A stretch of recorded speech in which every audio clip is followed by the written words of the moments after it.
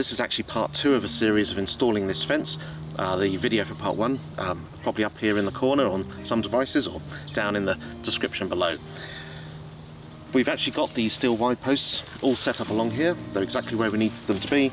We've gone for the taller 1.8 metre rather than the 1.6, which you traditionally use for sheep, just to give us a bit of extra height because alpaca being that taller. And they're going to be going 30 centimetres or roughly a foot into the ground. That means that this bottom hole here is going to be quite close to the ground. That means that we've got the opportunity to get a wire quite low down if we want to.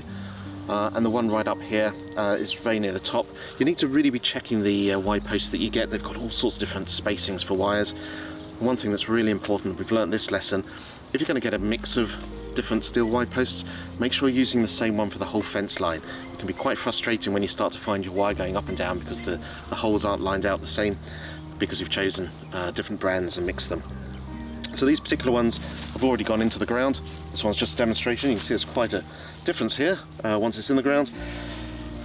They're rock solid once they're in. I mean, these are really fantastic things. But anyway, done plenty of videos about these before. Let's get on to the wiring them up.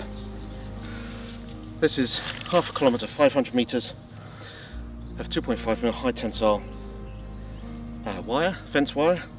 So we lay it down horizontally on the Jenny like that, distributes the load.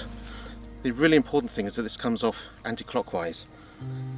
If you go in the other direction, it's just going to get all tangled up.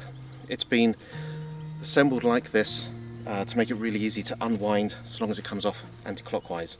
There will typically be a label somewhere near the wire that you want to be pulling off. Now the label starts to go a bit here. So next we'll undo these wires, which will release it, and then we'll make sure that we pull this off horizontally. And then the next thing we do, just fold those back to keep it all nice and tight.